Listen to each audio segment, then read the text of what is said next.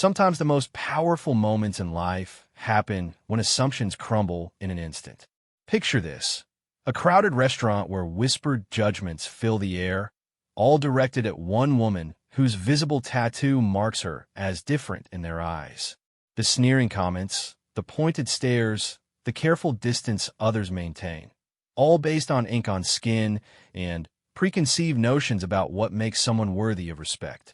But what these onlookers don't know is that they're about to witness one of the most humbling moments of their lives. Because when a decorated military general walks through those same doors and recognizes that tattooed woman, everything they thought they knew about honor, service, and sacrifice is about to be turned upside down. This isn't just a story about judging books by their covers. It's about the hidden heroes walking among us, the price of service that goes far deeper than any uniform, and the moment when truth has the power to silence a room full of assumptions.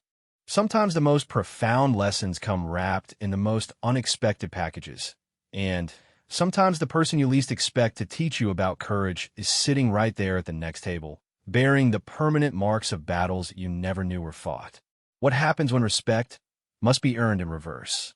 When those who thought they knew better suddenly realize they know nothing at all. This is that story. Sarah Martinez sat alone at table 12 in the corner of Romano's family restaurant, her fingers wrapped around a cup of coffee that had gone cold 20 minutes ago. The late afternoon sun filtered through the windows, casting long shadows across the red checkered tablecloths. But none of that warmth seemed to reach her corner of the room. She could feel the eyes on her, had felt them from the moment she walked through the door 40 minutes earlier. The tattoo on her left forearm drew their attention like a magnet. It wasn't particularly large or flashy, but it was visible, and in this small-town restaurant filled with families enjoying their Sunday dinner, it might as well have been a neon sign announcing her as an outsider. The design itself was intricate, a combination of military symbols intertwined with dates and coordinates that meant something profound to her, but to the other patrons, it simply marked her as someone who didn't belong. Mrs. Henderson, who owned the flower shop down the street, sat 3 tables away with her book club friends. She kept glancing over, her lips pursed in disapproval, occasionally leaning in to whisper something to the woman beside her. Sarah caught fragments of their conversation when the restaurant's ambient noise died down for brief moments. These young people today, marking up their bodies like that, Mrs. Henderson's voice carried further than she probably intended. No respect for themselves. What kind of job can you get looking like that? The irony wasn't lost on Sarah. She had been unemployed for 3 months now, not because of her qualifications or her tattoo, but because finding civilian work after 8 years in the military proved more challenging than anyone had warned her about. The transition from serving overseas to serving coffee or filing paperwork in an office felt like stepping into a world where her skills had no translation, where her experience counted for nothing. At the table closest to the window, a family with 2 young children made no effort to hide their stares. The father actually turned in his chair to get a better look, shaking his head slowly as if Sarah's presence personally offended him. His wife tugged on his sleeve, but not before shooting her own disapproving glance. Their children, perhaps 8 and 10 years old, picked up on their parents' cues and began whispering and pointing until their mother finally shushed them. Sarah had chosen this restaurant because it was close to the apartment she had recently rented, a small 1-bedroom place that was all she could afford on her disability benefits.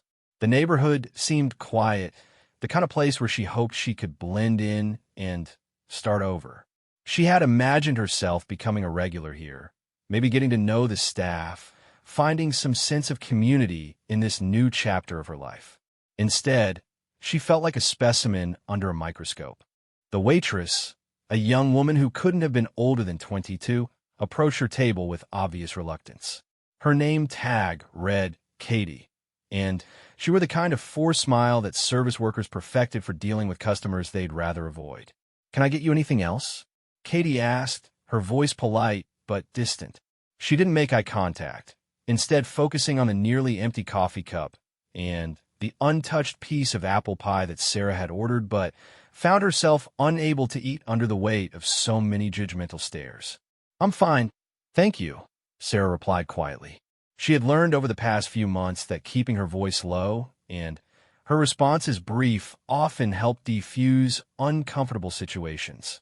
Drawing attention to herself had become something to avoid at all costs. Katie nodded and turned to leave, but not before Sarah caught her glancing at the tattoo with the same mixture of curiosity and distaste that seemed to be the universal reaction. It was a look Sarah had grown accustomed to, though it never stopped stinging. People saw the ink and made immediate assumptions about her character, her intelligence, her worth as a human being. What they couldn't see, was the story behind those carefully chosen symbols.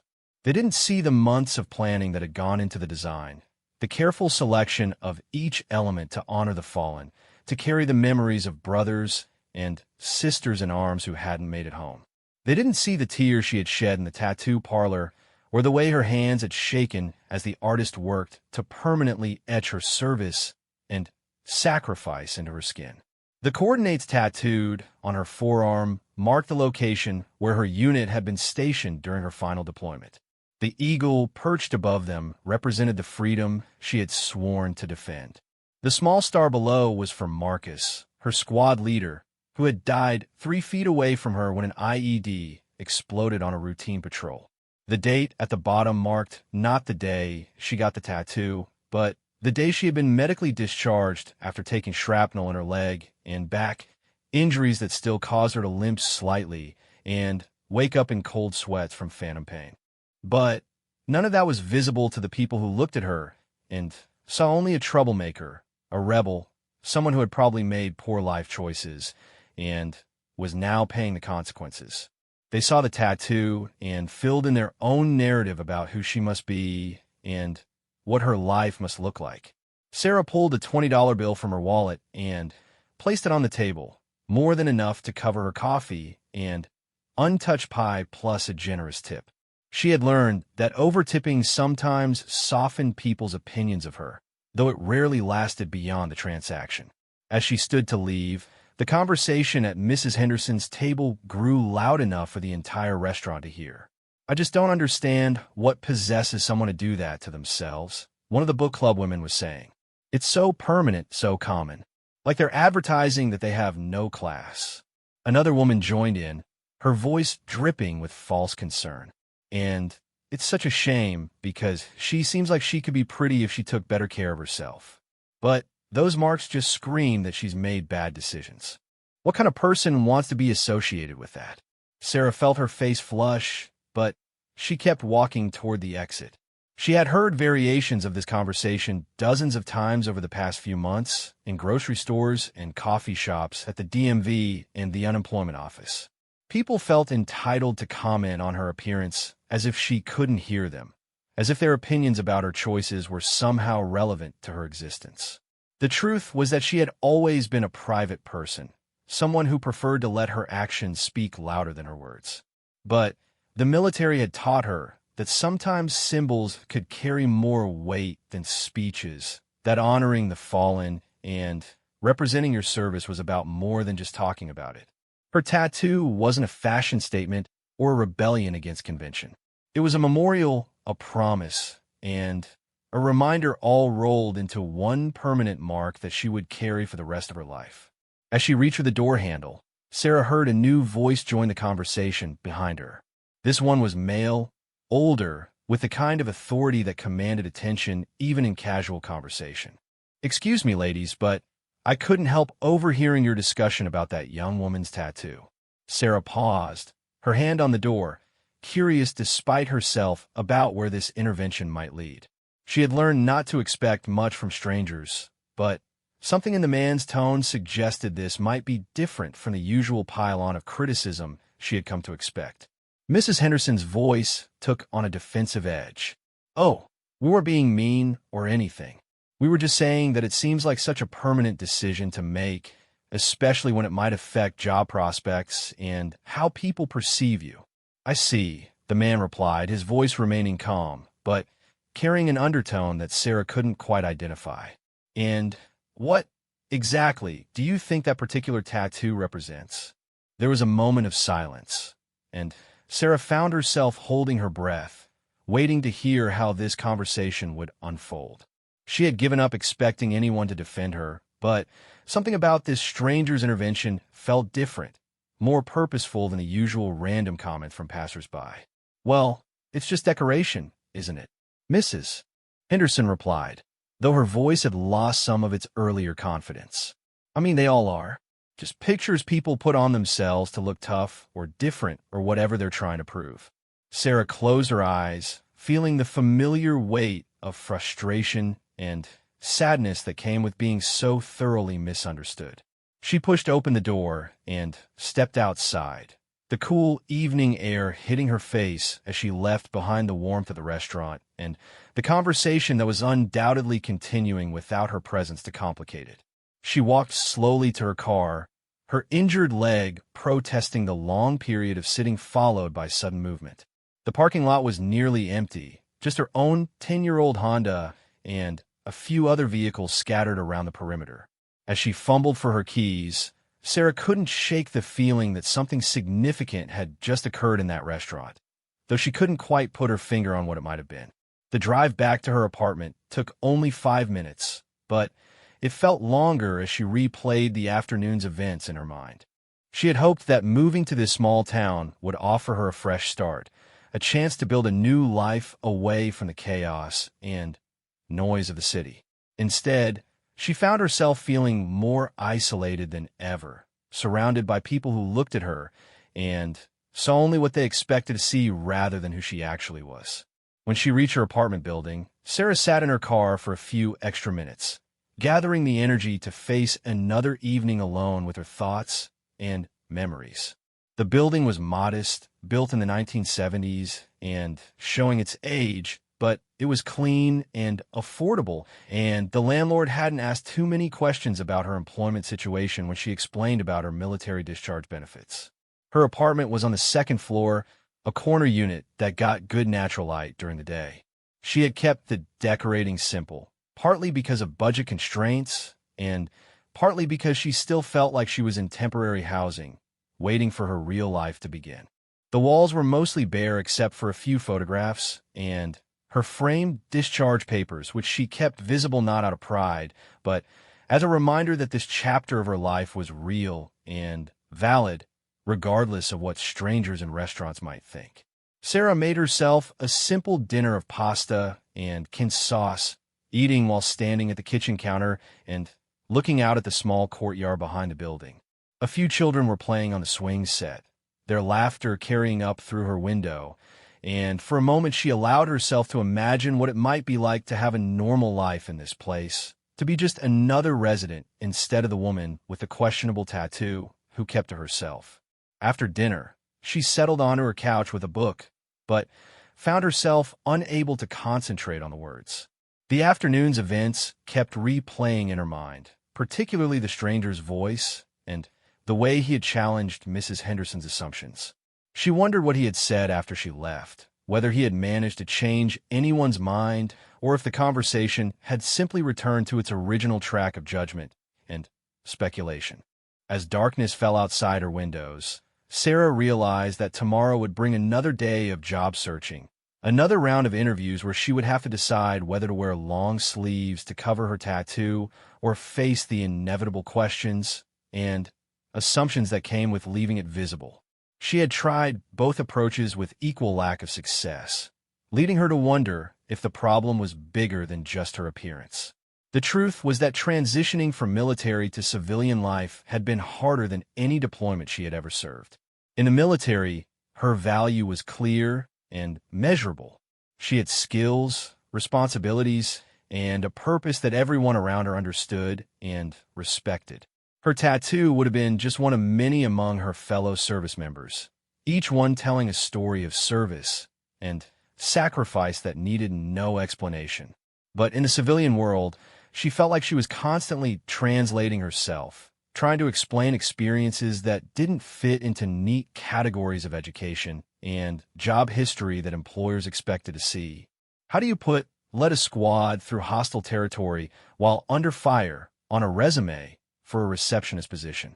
How do you explain that the coordination and leadership skills that kept people alive overseas somehow qualify you to manage a retail store or organize an office?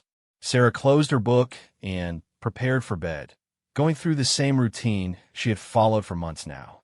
Check the locks twice, make sure the curtains were fully closed, set out her medication for the morning, and try to quiet the thoughts that always seemed loudest when she was trying to fall asleep. As she lay in the darkness, Sarah found herself thinking about the stranger in the restaurant and wondering who he was and why he had chosen to speak up. In her experience, most people were content to let uncomfortable conversations continue rather than risk confrontation or awkwardness. But something about his intervention had felt different, more informed, and purposeful than a simple Good Samaritan gesture. She drifted off to sleep thinking about tomorrow and the job interview she had scheduled at a local insurance office.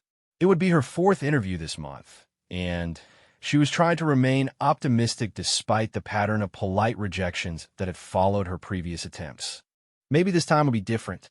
Maybe she would find an employer who could see past the tattoo to the person underneath, someone who valued dedication and reliability over conformity to unspoken appearance standards. But even as she hoped for the best, Sarah couldn't shake the feeling that her afternoon at Romano's restaurant had been more than just another uncomfortable encounter with small-town prejudice. Something about that stranger's voice and the way he had questioned Mrs. Henderson's assumptions suggested that there were still people in the world who understood that appearances could be deceiving and that the most important stories were often the ones that couldn't be seen from the surface. As sleep finally claimed her, Sarah's last conscious thought was a small spark of curiosity about whether she would ever learn what had happened in that restaurant after she left, and whether the conversation had continued in ways that might surprise her. General William Patterson had been looking forward to this dinner at Romano's restaurant for weeks. After 3 days of back-to-back meetings at the nearby military installation, reviewing budget proposals and personnel assessments, he was ready for a quiet evening away from the formality of the base. He had changed out of his uniform and into civilian clothes, hoping to enjoy a simple meal without the constant saluting and deference that accompanied his rank everywhere he went in his professional life. At 62 years old, Patterson had spent more than 4 decades in the military, rising through the ranks during some of the most challenging periods in recent military history. He had commanded troops in 3 different conflicts, overseen peacekeeping missions, and mentored thousands of young soldiers throughout his career. Now, as one of the senior commanders at the regional military installation, he found himself dealing more with politics and paperwork than with the hands-on leadership that had originally drawn him to military service. As he walked through the door of Romano's, Patterson immediately felt the comfortable buzz of family conversation and the aroma of home-cooked Italian food. This was exactly what he had been hoping for, a chance to remember what normal life felt like outside the structured world of military protocol. He had discovered this restaurant during his previous visits to the area and had come to appreciate its no-nonsense approach to good food and friendly service. The hostess, a middle-aged woman with graying hair and a warm smile, recognized him immediately despite his civilian clothes. "General Patterson, how wonderful to see you again. Will you be dining alone this evening?" "Yes, thank you, Maria.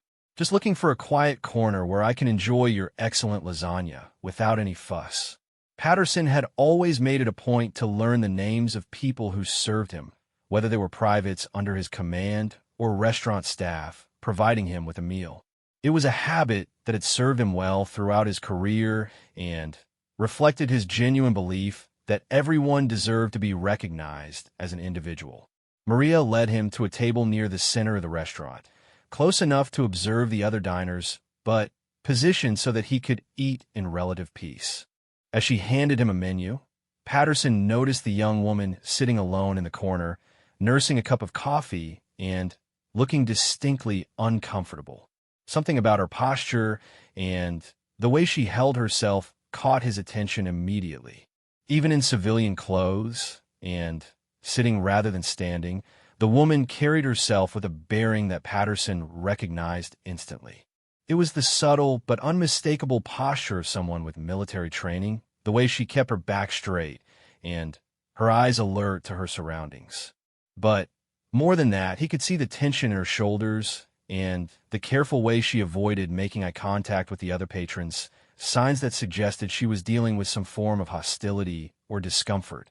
As Maria walked away to get his drink order, Patterson began to pick up fragments of conversation from a nearby table where several middle-aged women were engaged in animated discussion. At first, he paid little attention, focusing instead on reviewing the menu and enjoying the restaurant's comfortable atmosphere. But as their conversation grew louder and more pointed, certain words began to penetrate his consciousness. Tattoo was mentioned several times, followed by phrases like no respect for herself and what kind of job can you get looking like that? Patterson glanced again at the woman in the corner and noticed for the first time the artwork on her left forearm. From his distance, he couldn't make out the specific details, but he could see that it was clearly a military-style design, and his interest was immediately piqued. During his decades of service, Patterson had seen thousands of military tattoos. He had learned to read them like a language, understanding that each symbol, date, and design element told a specific story about the wearer's service, their unit, their deployments, and often their losses. Far from being mere decoration, military tattoos were deeply personal monuments that service members carried with them long after their active duty ended. The conversation at the nearby table continued to grow more pointed and judgmental, and Patterson found himself becoming increasingly uncomfortable with the direction it was taking. These women were clearly making assumptions about the young veteran based solely on her appearance, without any understanding of what her tattoo likely represented or what her service to the country might have entailed. These young people today, marking up their bodies like that, he heard Mrs. Henderson say, her voice carrying across the restaurant with the kind of authority that suggested she considered herself an expert on proper behavior. No respect for themselves. What kind of job can you get looking like that? Patterson felt his jaw tighten. He had seen too many good soldiers struggle with the transition to civilian life, faced too many young men and women who had given years of their lives in service to their country only to find themselves misunderstood and judged by the very people they had sworn to protect. The irony was always painful to witness, but tonight it felt particularly acute. The young woman in the corner stood up and placed money on her table, clearly preparing to leave. Patterson could see the defeat in her posture, the way she moved carefully to avoid drawing any more attention to herself. As she began walking toward the exit, the conversation at Mrs. Henderson's table grew even louder, as if the women felt emboldened by the fact that their target was leaving. I just don't understand what possesses someone to do that to themselves. One of them was saying, it's so permanent, so common, like they're advertising that they have no class. Patterson felt something snap inside him. He had remained silent through countless similar conversations over the years, telling himself that civilian ignorance about military culture wasn't his responsibility to address. But tonight, watching a young veteran being dismissed and judged by people who had likely never sacrificed anything for their country, he found that his usual restraint had reached its limit. "Excuse me, ladies," he said, turning in his chair to face Mrs. Henderson's table. His voice carried the kind of quiet authority that had commanded attention in briefing rooms and on battlefields around the world. "I couldn't help overhearing your discussion about that young woman's tattoo." The conversation at the table stopped immediately, all four women turning to look at him with expressions of surprise and mild embarrassment. Patterson kept his voice calm and polite, but there was an undertone of steel that anyone who had served under him would have recognized immediately. Mrs. Henderson recovered first, her defensive instincts kicking in. "Oh, we weren't being mean or anything. We were just saying that it seems like such a permanent decision to make, especially when it might affect job prospects and how people perceive you." "I see," Patterson replied, his voice remaining steady. "And what exactly do you think that particular tattoo represents?" He watched as the four women exchanged glances, clearly realizing that they had stepped into territory they hadn't anticipated. From his position, Patterson could see that the young veteran had paused at the door, though he couldn't tell whether she was listening to the conversation or simply gathering herself before facing the outside world. "Well, it's just decoration, isn't it?" Mrs. Henderson replied, though her earlier confidence had noticeably diminished. "I mean, they all are. Just pictures people put on themselves to look tough or different or whatever they're trying to prove."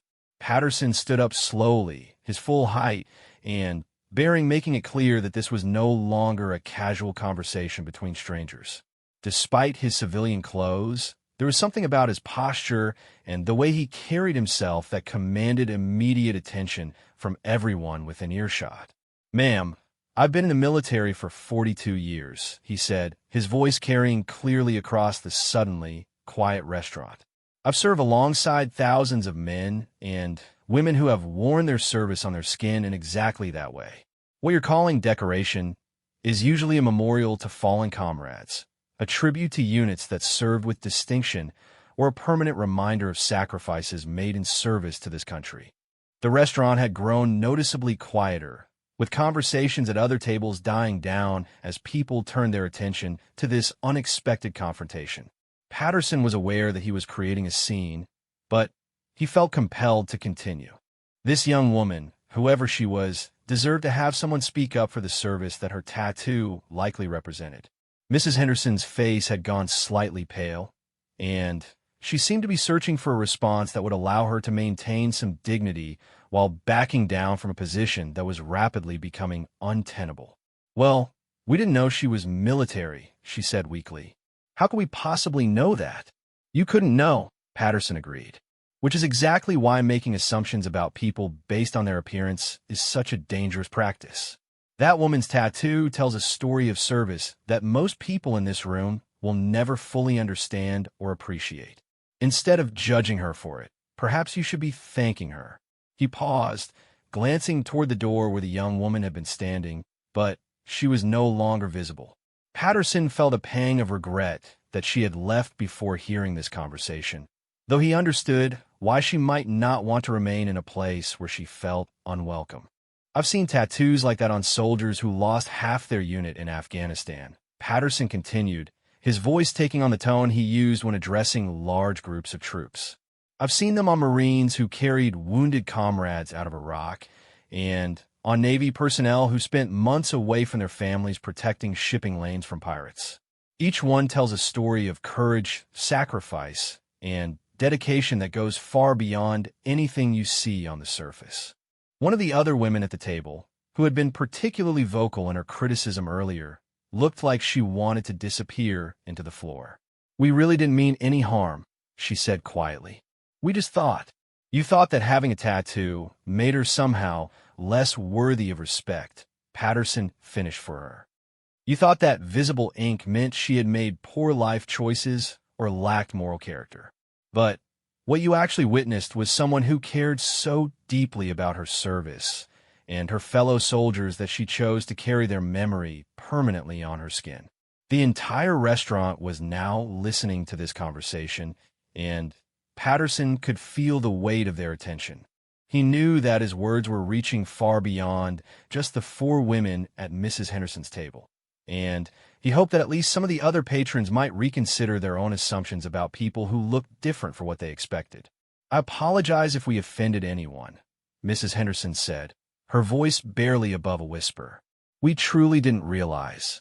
Patterson sat back down, his voice returning to its normal conversational tone. "Ma'am, I appreciate your apology, but I'm not the one who needs to hear it. That young woman who just left this restaurant has already heard your opinions about her appearance and her character. She's already been made to feel unwelcome in a place where she should have been able to enjoy a quiet meal without judgment." Maria, the hostess, approached the table with Patterson's dinner, her face showing a mixture of concern and curiosity about the conversation that had just taken place. She set his plate down carefully, clearly unsure whether the tension in the room was likely to escalate or dissipate. "Thank you, Maria," Patterson said with a warm smile, hoping to signal that his confrontation with the other table was over. "This looks excellent, as always." As he began to eat, Patterson noticed that the conversation at Mrs. Henderson's table had resumed, but in much more subdued tones. He caught occasional phrases like, "I had no idea," and "How were we supposed to know?" suggesting that his intervention had at least made them reconsider their earlier judgments, even if it came too late to help the young woman who had already left. The rest of his meal passed quietly, but Patterson found himself unable to stop thinking about the veteran who had been sitting alone in the corner.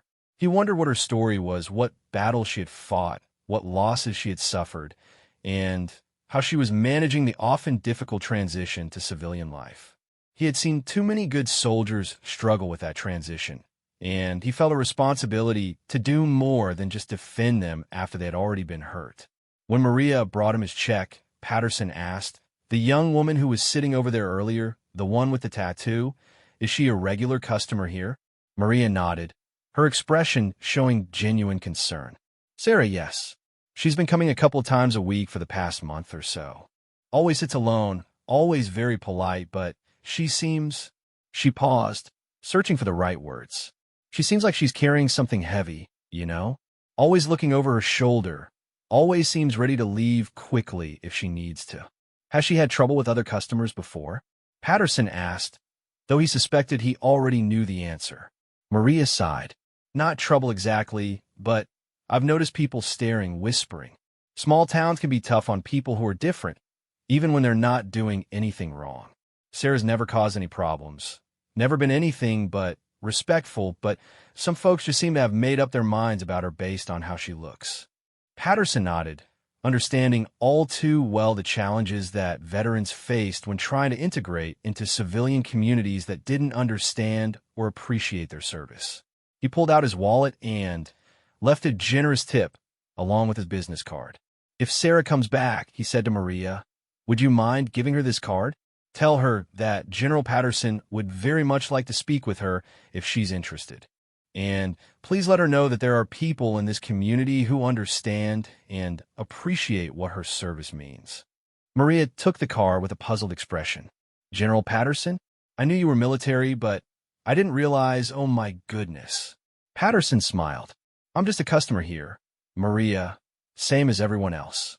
But I'm also someone who recognizes a fellow soldier when I see one, and I like to make sure Sarah knows that her service hasn't gone completely unnoticed." As he prepared to leave, Patterson took one final look around the restaurant. The atmosphere had returned to normal, with families enjoying their dinners and couples sharing quiet conversations over wine. But he hoped that his intervention had planted seeds that would grow into greater understanding and empathy for veterans who were trying to build new lives in civilian communities. Walking out into the cool evening air, Patterson felt both satisfied that he had spoken up and frustrated that his words had come too late to help the young woman who had needed support when she was actually present to hear it. He made a mental note to follow up with Maria in a few days to see if Sarah had returned to the restaurant and whether she might be interested in connecting with someone who understood her experience. The drive back to his hotel gave Patterson time to reflect on the evening's events and the broader challenges facing veterans as they transitioned to civilian life. He had seen too many good soldiers struggle with the cultural gap between military and civilian communities, too many dedicated service members who felt lost and unappreciated in a world that didn't understand their experiences or value their sacrifices. As he reached his hotel, Patterson decided that tomorrow he would make some calls to local veteran support organizations to see what resources were available for people like Sarah. If she was struggling with employment, housing, or medical care, there might be programs that could help her get back on her feet and find her place in the civilian world. But more than that, he hoped that his conversation at the restaurant had opened some minds and changed some attitudes about what it meant to serve and sacrifice for one's country. Change often happened one conversation at a time, one moment of education and enlightenment that helped people see past their assumptions to the truth that lay beneath the surface. Tomorrow would bring new challenges and new opportunities to make a difference in the lives of veterans who needed support and understanding.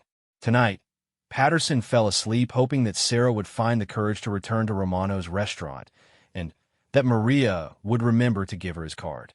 3 days had passed since Sarah's uncomfortable dinner at Romano's restaurant, and she had spent most of that time second-guessing her decision to move to this small town. The job interview at the insurance office had gone predictably poorly, with the manager's eyes fixing on her tattoo within the first 5 minutes, and his demeanor shifting from professional interest to polite dismissal. She had left that office knowing that another rejection letter would be arriving in her mailbox within a week. But despite her resolve to find somewhere else to eat, somewhere she wouldn't have to endure the stares and whispered comments, Sarah found herself drawn back to Romano's on Wednesday evening. The truth was that her options for dining out in this small town were limited, and she was tired of eating alone in her apartment every night. More than that, she refused to let other people's ignorance drive her into hiding. She had faced down enemy fire and survived explosions that killed her friends. She wasn't about to be intimidated by a few narrow-minded civilians. This time, she chose a different table, one closer to the kitchen where she hoped she might be less visible to the other diners. She had also decided to wear a light cardigan that covered most of her tattoo, though she left it unbuttoned out of principle. She wasn't ashamed of her service or the permanent reminder she carried of her fallen comrades, but she was tired of fighting battles every time she wanted to eat a meal in peace. Maria, the hostess, greeted her with a warmth that seemed more genuine than professional courtesy. "Sarah, it's good to see you again. How are you doing this evening?" The question seemed loaded with more meaning than a simple pleasantry, and Sarah found herself wondering if the woman had heard about what happened during her last visit. In a small town, news traveled fast, and she wouldn't have been surprised to learn that her uncomfortable encounter with Mrs. Henderson's book club had become local gossip. "I'm fine, thank you," Sarah replied, though the words fell hollow even as she said them. She hadn't been fine for months, possibly years, but admitting that to a near stranger felt like opening a door she wasn't ready to walk through. Maria led her to the table she had requested and handed her a menu, but instead of walking away immediately, she lingered for a moment. "Sarah, I hope you don't mind me asking, but you serve in the military, didn't you?" The question caught Sarah off guard. She had grown accustomed to people making assumptions about her based on her appearance, but they were usually negative assumptions about her character or life choices. Having someone correctly identify her military service was both surprising and slightly unsettling. "Yes," she said carefully, unsure where this conversation was heading. "Army. I was discharged about 8 months ago." Maria's face lit up with what appeared to be genuine respect and gratitude. "Thank you for your service. I know that probably doesn't mean much coming from a stranger, but my nephew did 2 tours in Afghanistan, and I've seen how hard the transition can be for veterans coming home." The sincerity in Maria's voice was unexpected, and Sarah felt herself relaxing slightly. It had been months since anyone had acknowledged her service in a positive way, and she had almost forgotten what it felt like to be thanked rather than judged. "I appreciate that," Sarah said, and meant it. "It has been challenging finding my place in civilian life. Everything's so different from what I'm used to." Maria nodded with understanding. "My nephew struggled with that too. He said the hardest part wasn't the physical injuries, though those were difficult enough. It was feeling like nobody understood what he had been through or why it mattered." Before Sarah could respond, Maria reached into her apron pocket and pulled out a business card. "I almost forgot. A gentleman asked me to give this to you if you came back. He was here the other night, and wanted to make sure you knew that your service was appreciated by at least some people in this community." Sarah took the card with trembling hands, reading the name printed on it with growing disbelief. General William Patterson, Regional Military Command. Below the name was a phone number and an email address, along with a handwritten note that said, "Thank you for your service. I will be honored to speak with you if you're interested." "W. Patterson, the man who gave you this," Sarah said, her voice barely above a whisper. "Was he here when I was having dinner the other night?" Maria nodded. "He was sitting right over there. He heard some of the other customers making comments about your tattoo and spoke up to set them straight. I've never seen Mrs. Henderson look so embarrassed in all the years I've known her." Sarah stared at the business card, her mind racing as she tried to process this information. General Patterson was a name she recognized, a legend in military circles whose reputation for leadership and integrity was known throughout the armed forces. The idea that he had been in the same room when she was being humiliated, that he had actually defended her, was almost too much to comprehend. "What did he say?" she asked, though part of her wasn't sure she wanted to know the details. Maria glanced around to make sure no other customers needed her attention, then pulled out a chair and sat down across from Sarah. "He told them that your tattoo was likely a memorial to fallen soldiers, that it represented service and sacrifice rather than poor judgment or a lack of character. He explained what military tattoos actually mean and made it clear that they had been judging you based on ignorance rather than fact." Tears welled up in Sarah's eyes as she listened to Maria's account.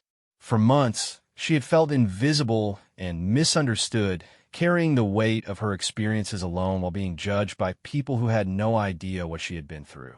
The knowledge that someone had recognized her service and spoken up for her when she wasn't even there to defend herself was overwhelming. "I can't believe General Patterson was here," she said, wiping at her eyes with her napkin. "I mean, I've never met him personally, but every soldier knows who he is. The fact that he would take time to defend someone like me." "Someone like you?" Maria interrupted gently. "Sarah, you're a veteran who served her country and deserves respect for that service."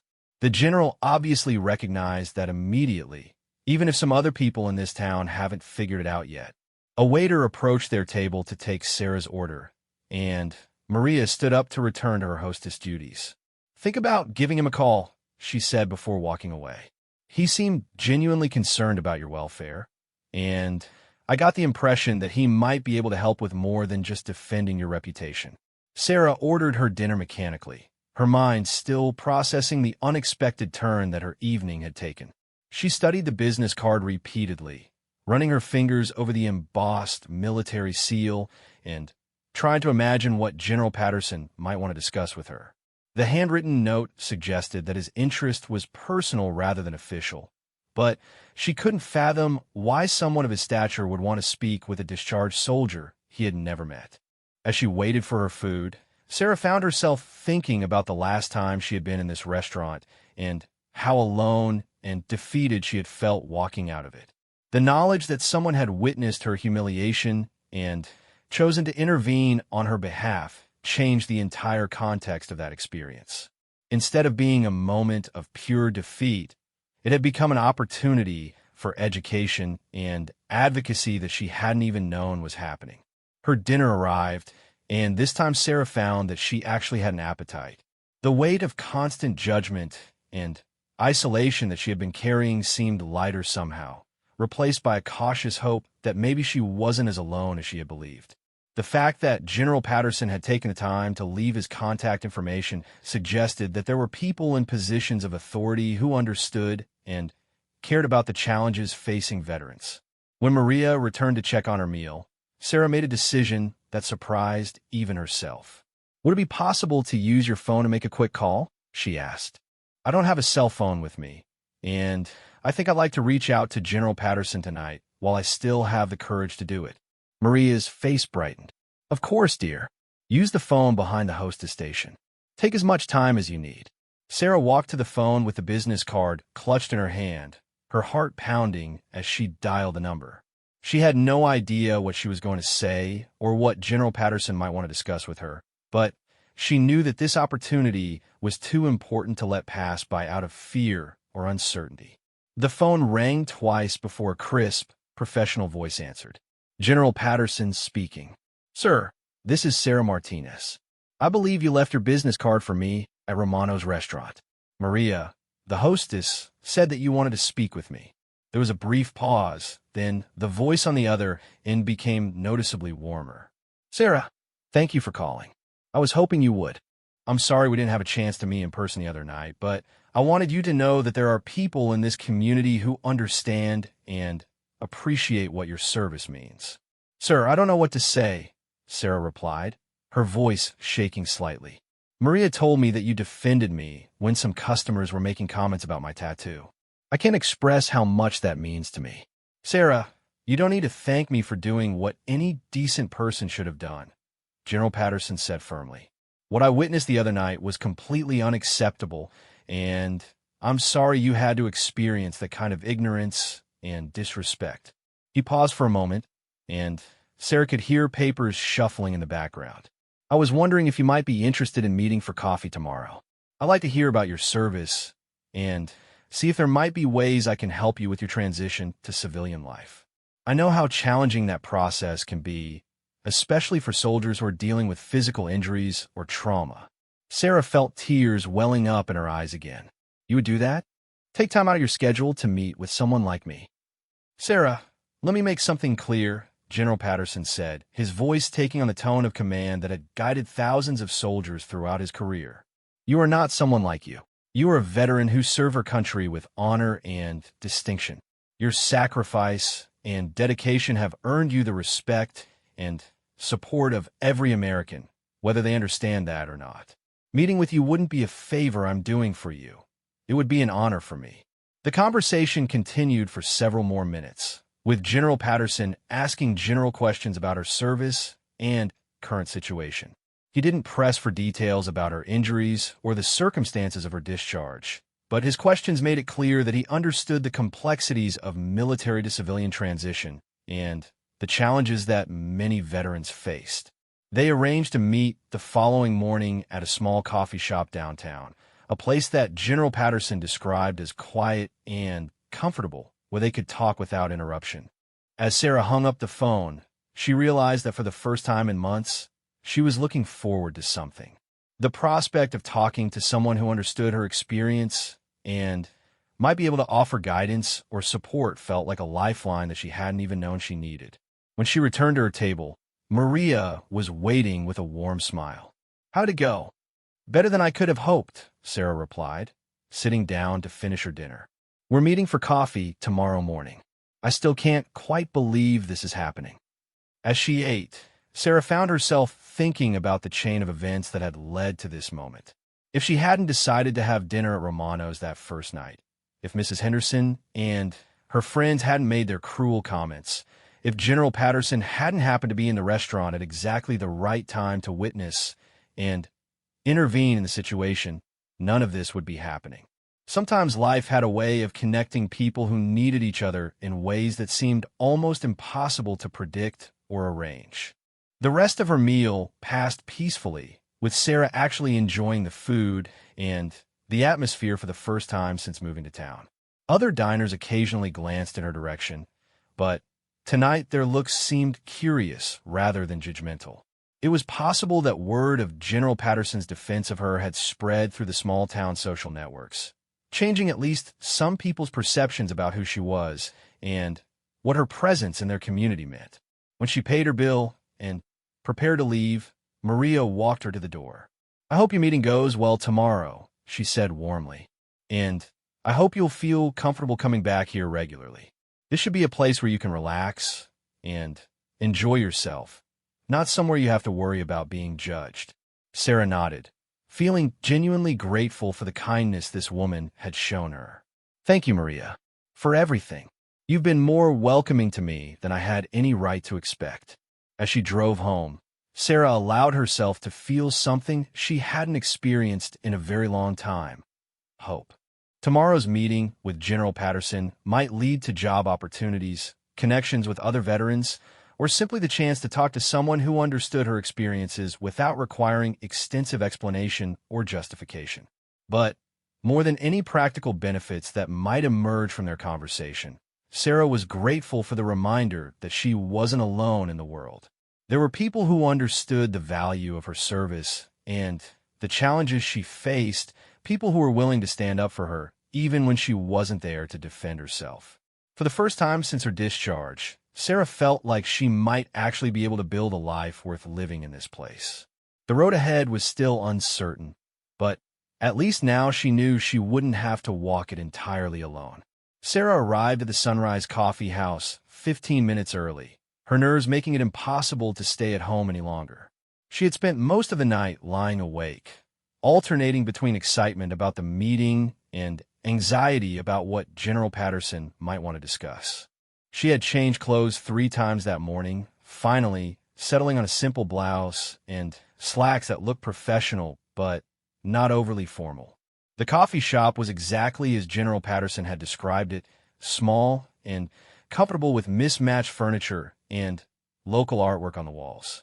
At this early hour, it was mostly empty except for a few customers working on laptops and reading newspapers. Sarah ordered a coffee and chose a table near the window where she could watch for the general's arrival while trying to calm her racing thoughts. She had researched General Patterson online the night before, reading about his distinguished career and numerous commendations. What she found was a man who had dedicated his entire adult life to military service, who had commanded troops in some of the most dangerous situations of the past 2 decades, and who was known for his genuine concern for the welfare of the soldiers under his command. The more she read, the more amazed she became that someone of his stature would take a personal interest in her situation. At exactly 8 o'clock, a black sedan pulled up outside the coffee shop, and Sarah watched as General Patterson stepped out. Even in civilian clothes, he carried himself with the unmistakable bearing of a career military officer. He was taller than she had expected, with gray hair and sharp, intelligent eyes that seemed to take in everything around him. As he walked toward the entrance, Sarah felt her nervousness spike, and she had to remind herself to breathe normally. When he entered the coffee shop, his eyes immediately found hers, and he approached her table with a warm smile. "Sarah, I presume? Thank you for agreeing to meet with me." "Thank you for asking, sir," she replied, starting to stand. "Please sit," he said, gesturing for her to remain seated. "And please call me Bill when we're not in an official setting. I'm going to grab a coffee, and then we can talk." General Patterson returned a few minutes later with a simple black coffee and settled into the chair across from her. Up close, Sarah could see the lines around his eyes that spoke of years of responsibility and difficult decisions, but his demeanor was relaxed and approachable. "First," he said, "I want to apologize again for what you experienced at Romano's the other night. What those people said was inappropriate and ignorant, and no veteran should have to endure that kind of treatment." "Sir, I mean Bill," Sarah corrected herself. "You don't need to apologize for other people's ignorance. The fact that you spoke up for me when I wasn't even there to defend myself means more than you can know." General Patterson nodded thoughtfully. "Sarah, I've been in the military for over 4 decades, and one thing I've learned is that the transition from military to civilian life is often harder than any deployment we send our soldiers on. The skills that make someone an excellent soldier don't always translate directly to civilian employment, and the cultural differences can be overwhelming." He paused to take a sip of his coffee before continuing. "I asked you here today because I'd like to hear about your service and see if there might be ways I can help you navigate this transition. But before we get into that, I want you to know that anything you share with me will be held in complete confidence. This isn't an official military meeting, just one veteran trying to help another." Sarah felt herself relaxing as she began to share her story. She told him about her 8 years in the Army, her 2 deployments overseas, and the incident that had ended her military career. The words came easier than she had expected, perhaps because General Patterson listened without interrupting, occasionally nodding with understanding, but never making her feel like she had to justify or explain her experiences. When she described the IED explosion that had killed Marcus and injured her, General Patterson's expression grew solemn. "I'm sorry for the loss of your squad leader," he said quietly. "Losing people under your command, or losing leaders you trust, is one of the hardest aspects of military service. How are you dealing with the survivor's guilt?" The directness of his question caught Sarah off guard. She had been at counseling sessions where therapists had danced around the topic for weeks before addressing it so directly. "Some days are better than others," she admitted. "The tattoo helps in a way. It makes me feel like I'm carrying their memory with me, like their sacrifice isn't forgotten." "Tell me about the tattoo," General Patterson said. I could see from across the restaurant that it was military in nature, but I couldn't make out the details. Sarah rolled up her sleeve and extended her arm across the table so he could see the artwork clearly. She watched as his eyes moved over each element of the design, taking in the coordinates, the dates, the symbols that marked her service and her loss. "This is beautiful work," he said finally, "and deeply meaningful. These coordinates are from your final deployment." "Yes, sir. That's where we were stationed when Marcus was killed. The date below marks the day I was discharged. The star is for Marcus and the eagle." She trailed off, emotion making it difficult to continue.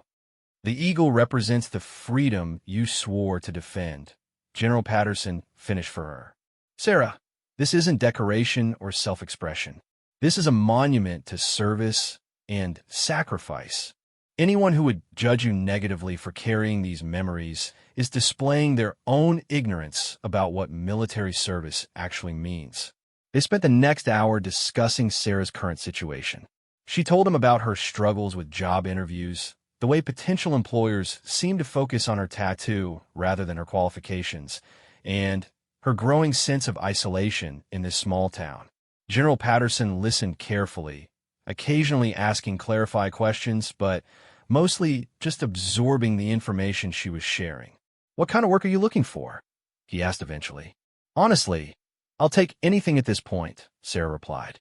"I've applied for office jobs, retail positions, even manual labor.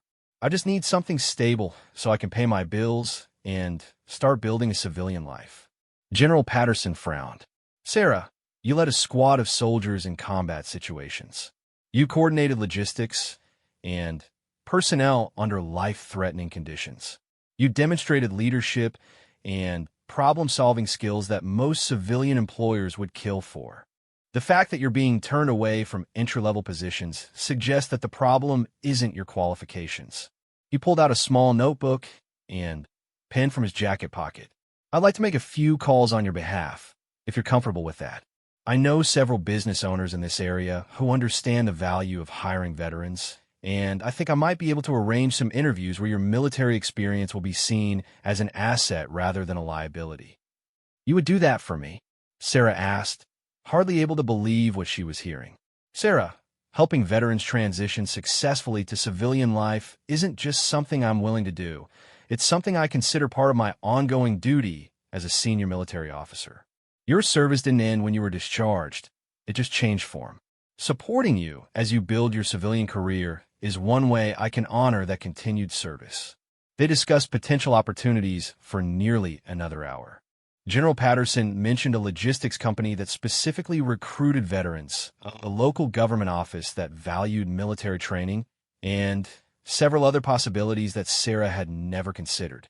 But more than the specific job leads, what struck her was his genuine interest in her welfare and his obvious respect for her service and capabilities.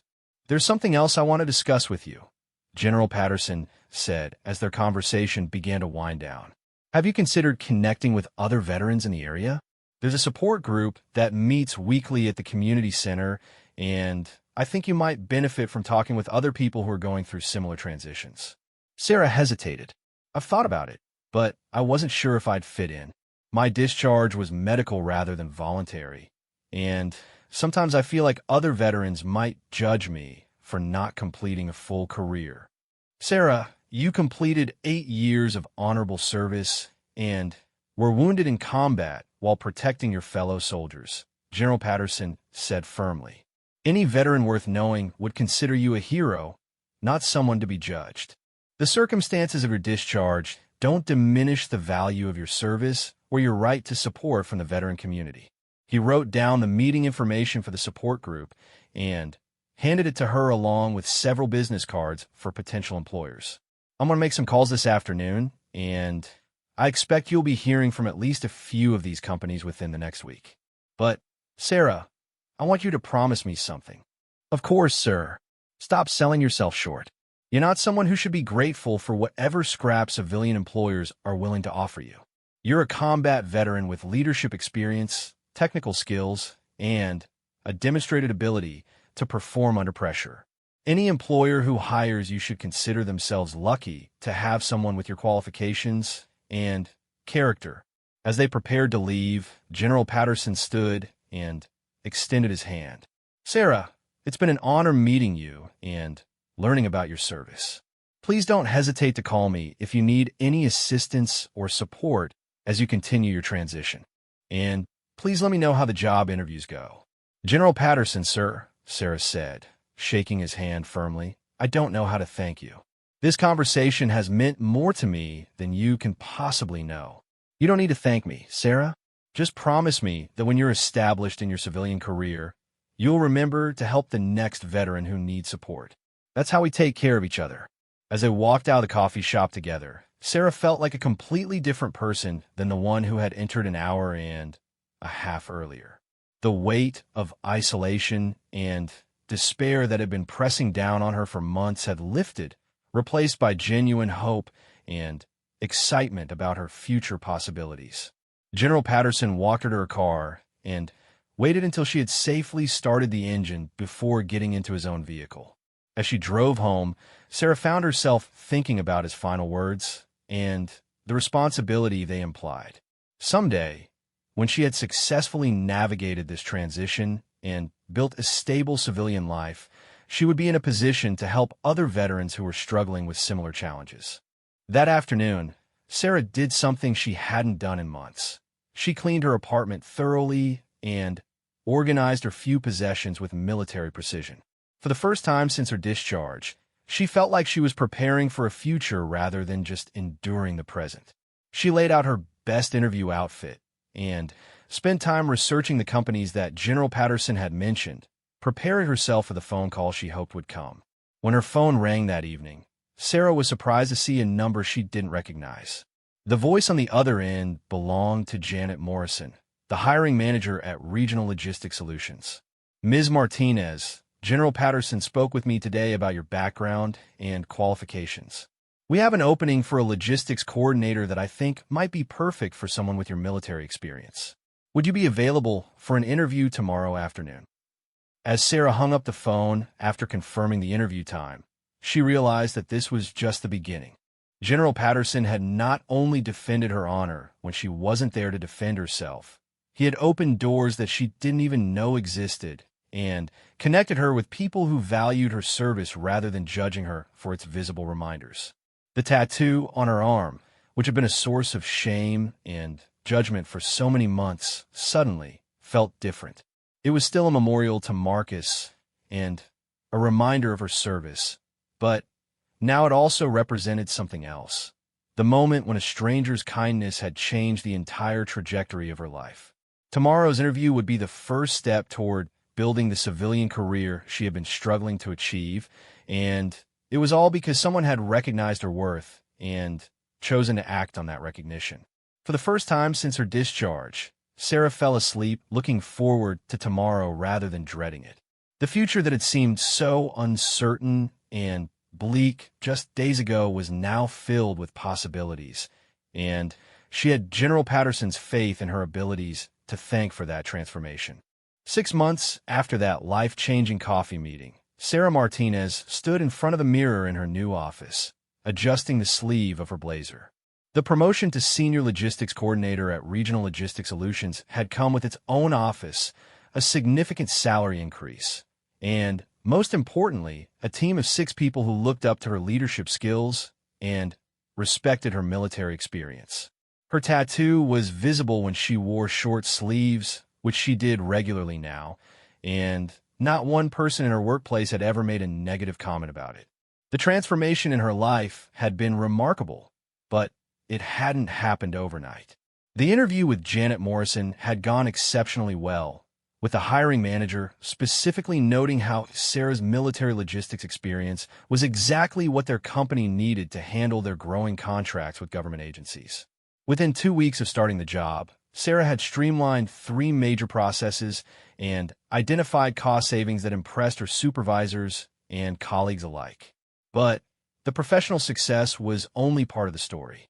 Following General Patterson's advice, Sarah had started attending the weekly veteran support group meetings at the community center.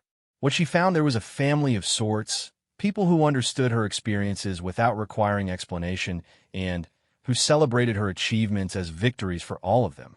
The group included veterans from different eras and branches of service, but they shared a common bond of understanding and mutual support that had become essential to Sarah's emotional healing.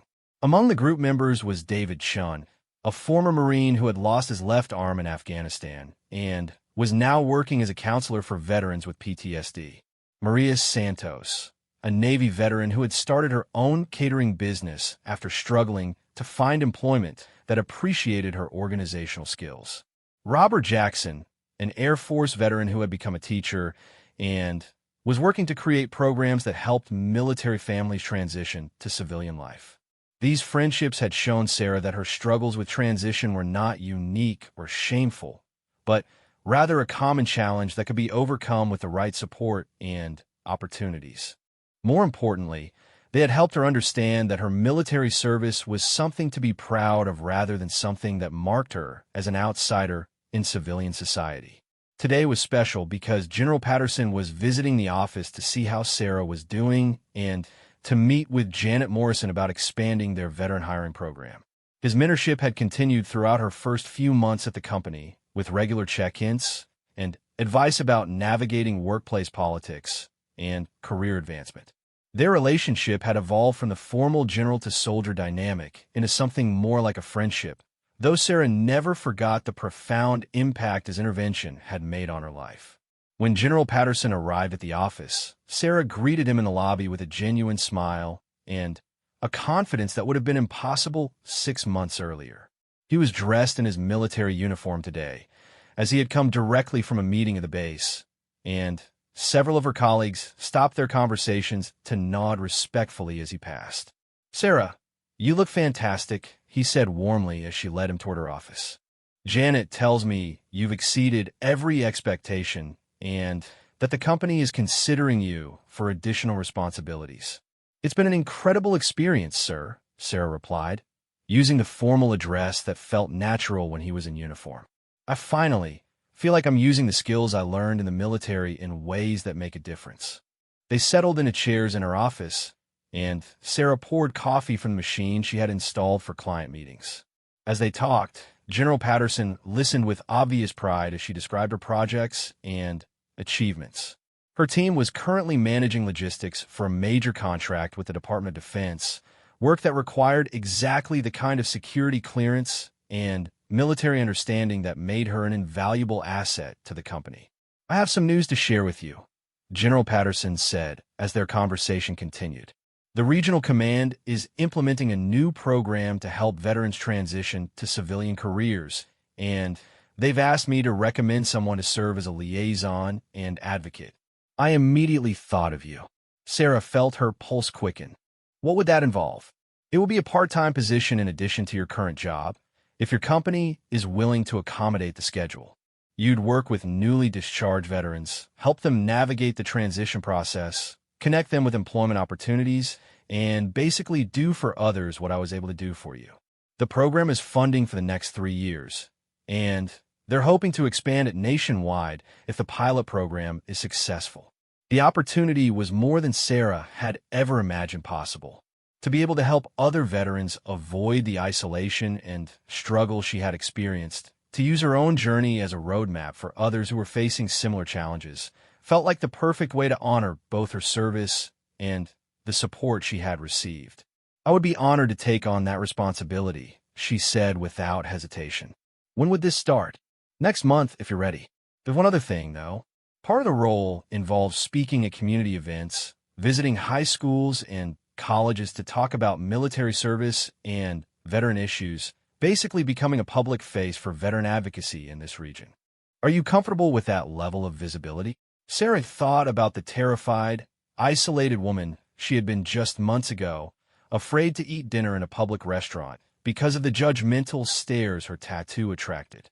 The contrast with who she had become was so stark that it was almost difficult to believe they were the same person.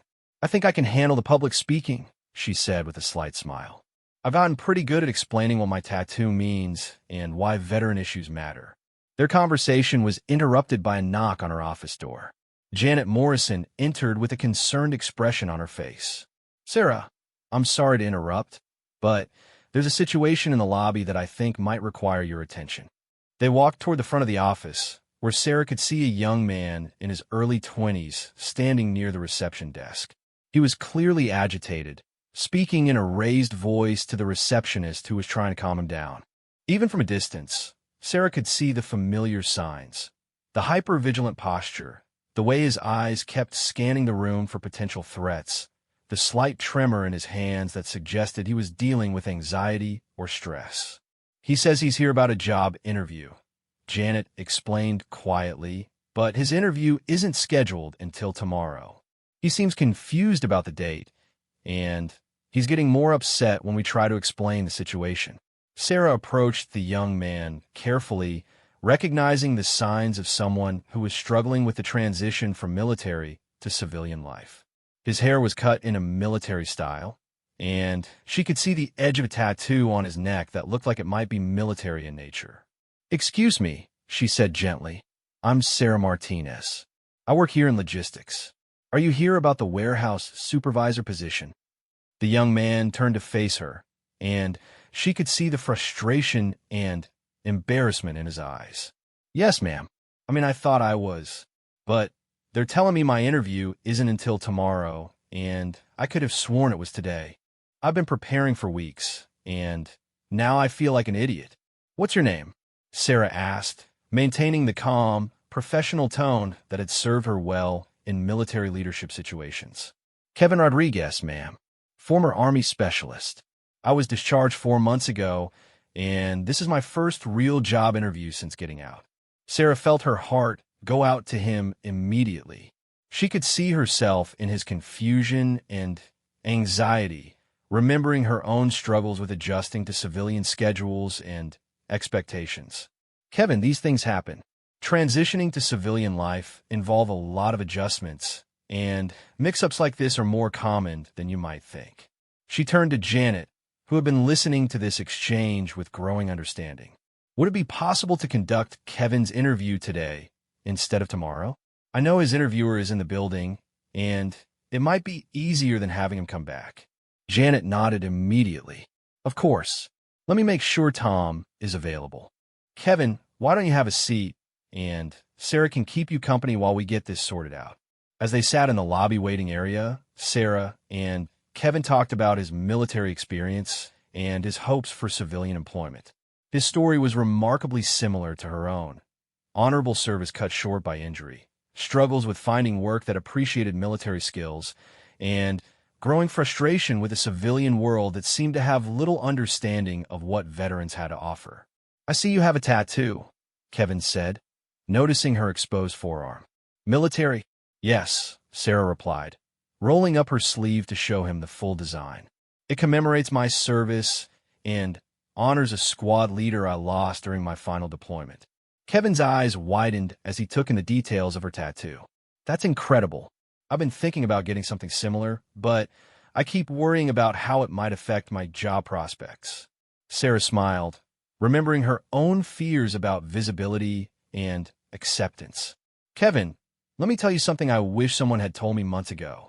The right employers will value your service and everything that comes with it, including visible reminders of your dedication and sacrifice. The wrong employers aren't worth working for anyway." General Patterson, who had been observing this interaction from a respectful distance, approached them with his characteristic warm smile. "Kevin, I couldn't help overhearing your conversation with Sarah. I'm General Patterson, and I'd like to thank you for your service." Kevin immediately stood at attention, recognizing the rank and authority even though the general was speaking to him as a civilian. "Thank you, sir. It's an honor to meet you." "The honor is mine," General Patterson replied. "Sarah here is one of our finest examples of successful military-to-civilian transition. She's about to take on a new role helping other veterans navigate that same process. I suspect she might be able to provide you with some valuable guidance and support." The interview went exceptionally well, with Tom Henderson, the warehouse supervisor, specifically noting how Kevin's military logistics experience made him an ideal candidate for the position. By the end of the day, Kevin had not only been offered the job, but had also exchanged contact information with Sarah and learned about the veteran support group that had been so instrumental in her own recovery. As General Patterson prepared to leave that evening, he and Sarah stood outside, the building reflecting on the day's events. "You handled that situation with Kevin beautifully," he said. "I think you're going to be exceptional in the veteran liaison role." "It felt natural," Sarah admitted. "6 months ago, I was in his exact situation, confused and struggling, and convinced that nobody understood what I was going through. Being able to help him avoid some of that pain and isolation feels like the most meaningful thing I've done since my discharge." 3 weeks later, Sarah stood behind a podium at the community center, looking out at an audience of about 50 people who had gathered for a town hall meeting about veteran issues. In the front row sat Mrs. Henderson and several of her book club friends, the same women who had made cruel comments about her tattoo that night at Romano's restaurant. The irony was not lost on Sarah as she began her presentation about the challenges facing veterans and the ways the community could better support them. She spoke about employment discrimination, the difficulties of translating military skills to civilian jobs, and the importance of looking beyond superficial appearances to understand the character and qualifications of the veterans living in their midst. When she rolled up her sleeve to show her tattoo and explain its significance, Sarah noticed Mrs. Henderson wiping tears from her eyes. After the formal presentation ended and people were mingling over coffee and cookies, the older woman approached her with obvious nervousness. "Ms. Martinez," Mrs. Henderson said quietly, "I owe you a profound apology. Several months ago, I made some very ignorant and hurtful comments about you and your tattoo at Romano's restaurant. I had no idea what your service meant or what you had sacrificed for this country. I've been thinking about that evening ever since General Patterson set me straight, and I wanted you to know how sorry I am." Sarah felt a surge of compassion for this woman who was clearly struggling with her own guilt and embarrassment. "Mrs. Henderson, I appreciate your apology, but more than that, I appreciate that you've taken the time to learn and grow from that experience. That's more than many people would do." The older woman nodded gratefully. "Is there anything I can do to help with your veteran program? I may not understand military service personally, but I'd like to find ways to support the people who have served our country." By the time Sarah left the community center that evening, she had recruited a dozen volunteers for various veteran support programs, including Mrs. Henderson, who wanted to help with job placement assistance. Kevin Rodriguez had also attended the meeting and was already talking about getting involved with outreach to newly discharged veterans. As she drove home, Sarah thought about the remarkable journey that had brought her from that lonely, defeated woman sitting in Romano's restaurant to this new role as an advocate and leader in her community. The transformation had required courage, support, and opportunity, but most importantly, it had required people who were willing to look beyond surface appearances to see the value and potential that lay beneath. Her phone rang as she was pulling into her parking space. The caller ID showed General Patterson's number. "Sarah, I just wanted to congratulate you on tonight's presentation. Janet Morrison called to tell me it was outstanding, and I heard that you recruited some excellent volunteers for the program." "Thank you, sir. It felt good to be able to share a story and help people understand what veteran transition